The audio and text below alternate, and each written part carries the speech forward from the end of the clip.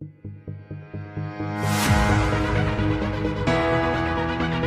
चीज़ मैं आपसे और समझना चाहूँगा, जैसे कि जो पिछड़े वर्ग हैं उन्हें हिंदू अस्मिता के नाम पर कहीं ना कहीं भड़काया जाता है, खासकर तथाकथित उच्च वर्ग के लोगों के द्वारा। तो हिंदू शब्द तो कहीं इनके लिटरेचर में ही नहीं है, तो इस हिंदू शब्द का क्या इतिहास है, और थोड़ा सा इस पर हमें ज़रूर समझाएं।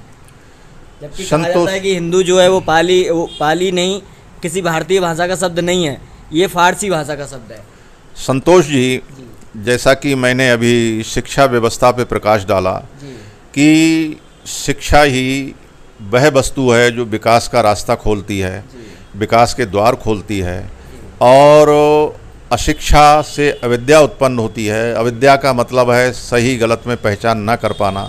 तो हमारे वह भाई जो अशिक्षित हैं वह सही और गलत में पहचान नहीं कर पाते हैं कि हमारे हित में सही क्या है, हमारे हित में गलत क्या है। जब तक यहाँ की शिक्षा व्यवस्था बदलेगी नहीं, वो इन बातों को समझ नहीं पाएंगे। जहाँ तक हिंदू शब्द का अर्थ है, देखिए हम भारत में प्राचीन युग से लेकर और ये राजपूत युग तक आता है, तब तक ये हिंदू शब्द नहीं है।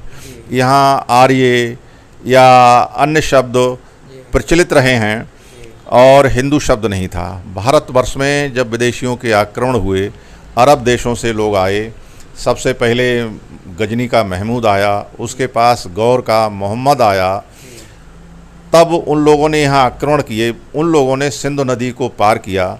सिंधु नदी की कई धाराएं थीं जो अब पाकिस्तान है, पंजाब है, इन दोनों क्षेत्रों में बटी हुई हैं।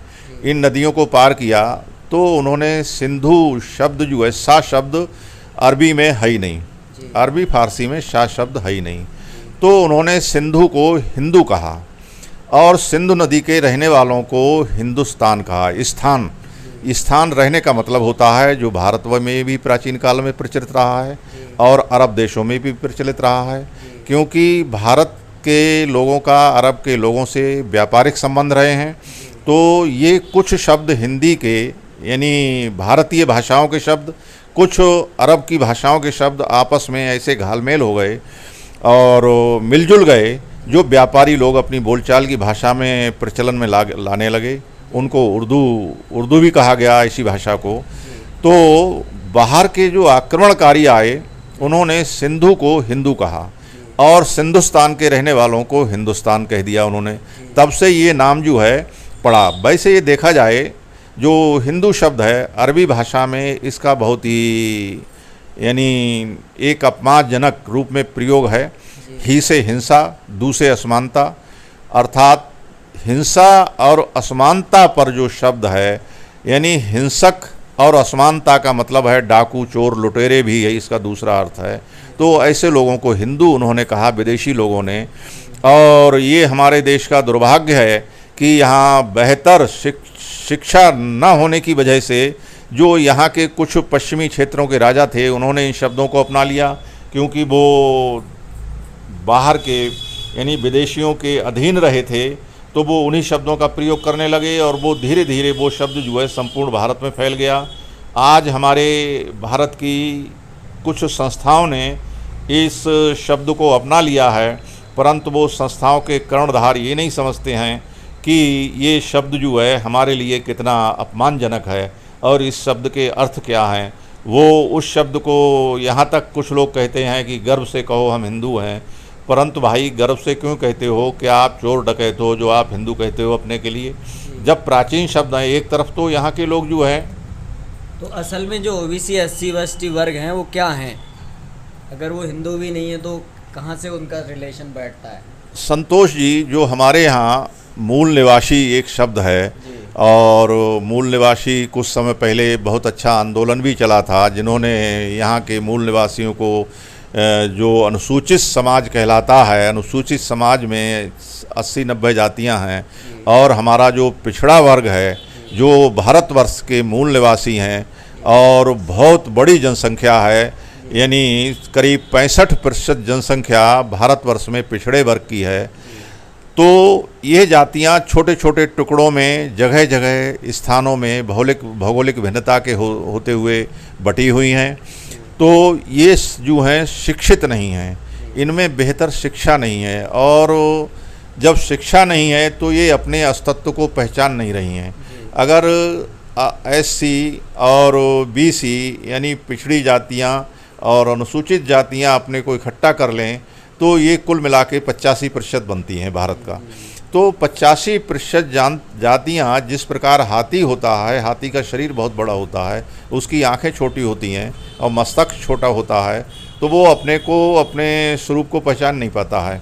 इसी तरह हमारे भारतवर्ष की ये जो जातियां हैं, जो 85% हैं जिनकी संख्या भारतवर्ष में कुल मिलाकर, ये अपने अस्तित्व को पहचान नहीं पा रही हैं और इस शिक्षा के अभाव में नहीं पहचान पा रही हैं, अपने वास्तविक धर्म को नहीं पहचान पा रही हैं, इसीलिए ये पिछड़ी हुई ही कहलाती हैं। इनको पिछड़ा हुआ कहा गया है। भारत सरकारें जो भी बनती हैं वो ईमानदारी से काम नहीं करती हैं। एक बार विश्वनाथ प्रताप सिंह की सरकार यहाँ पर बनी थी, उन्होंने एक मंडल आयोग लागू किया था। मंडल आयोग ने पिछड़ी जातियों का वर्गीकरण किया था और उनकी वास्तविक संख्या सामने लाए थे, परंतु भारत सरकार ने उस समय वो संख्या प्रकाशित नहीं की, पता नहीं चलने दिया। वो रिपोर्ट अब भी सरकार के कार्यालयों में पड़ी हुई धूसरित हो रही है, और यदि वो रिपोर्ट पिछड़ी जातियों में आ जाए तो उनमें थोड़ी सी एक जागरूकता हो जाएगी कि अरे हमारी जाति की संख्या इतनी है तो हमको शासन में इतनी हिस्सेदारी मिलनी चाहिए, ये बात उनके अंदर आ जाएगी।